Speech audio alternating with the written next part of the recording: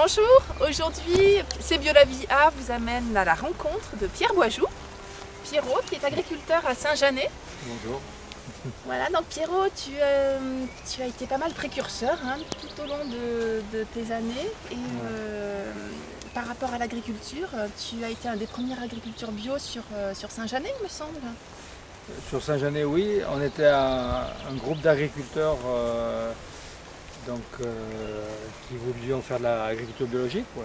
Alors, donc on s'est regroupés, ça fait maintenant presque 30 ans, une trentaine d'années. D'accord. Au sein d'un CIVAM qui maintenant s'appelle Agribio. Quoi. Maintenant tu t'orientes principalement sur une vente directe, enfin tu es depuis longtemps d'ailleurs orienté sur une vente directe. Voilà. Au début donc on avait fait l'agriculture biologique puisque c'est la rotation des légumes, il fallait faire de la diversité, donc beaucoup de légumes, donc obligatoirement on allait vers la vente directe, on n'allait pas se spécialiser dans une culture ou deux cultures pour vendre en gros, quoi. Ça n'avait aucun intérêt. Et en plus, on avait un rapport avec le consommateur direct, donc c'était obligé qu'on fasse la vente directe.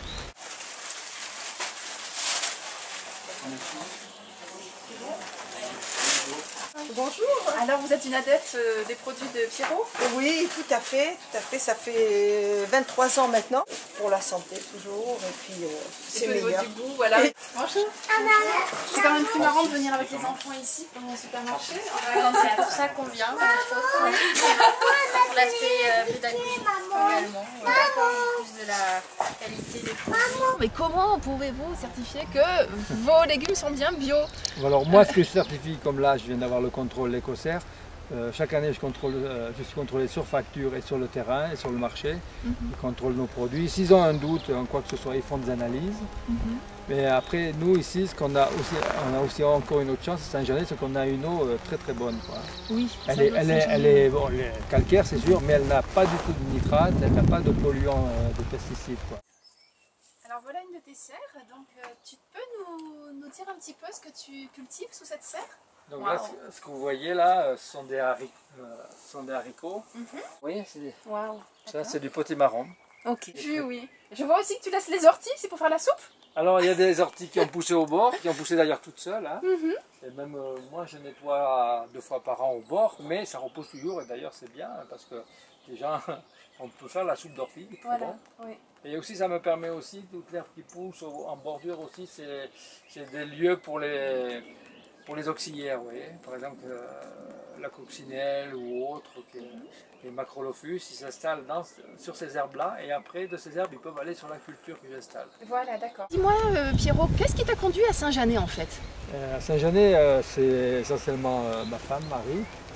Donc une histoire d'amour à la base. Une histoire d'amour, tout à fait. Parce que moi je viens d'un milieu agricole qui n'est pas du tout le même, c'est plutôt l'élevage dans les Limousins. Mais enfin c'est quand même l'agriculture.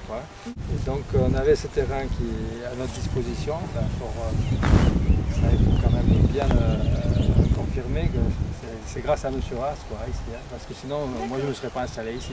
À l'heure actuelle, par exemple, si je fais un parallèle, je reçois beaucoup de stagiaires ou d'agriculteurs qui veulent s'installer.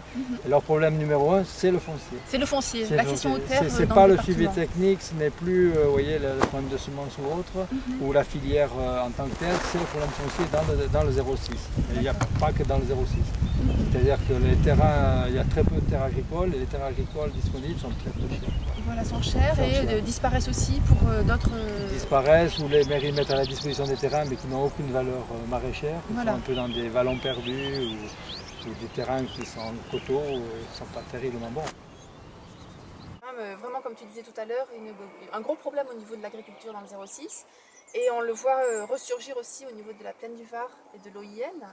Moi j'ai connu la plaine du Var il y a plus de 30 ans, qui était encore pas mal cultivée.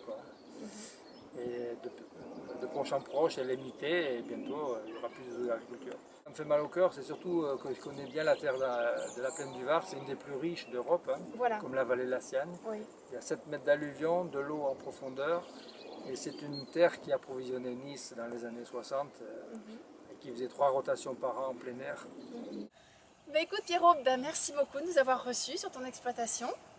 Non, c'est moi qui vous remercie. Et l'agriculture, il ne faut pas oublier la terre et les hommes. Il ne faut pas oublier les hommes. Voilà, la terre et les hommes. La terre et les hommes. Et voilà. Donc il faut que l'agriculture continue et surtout que nous utilisons de moins en moins de pesticides.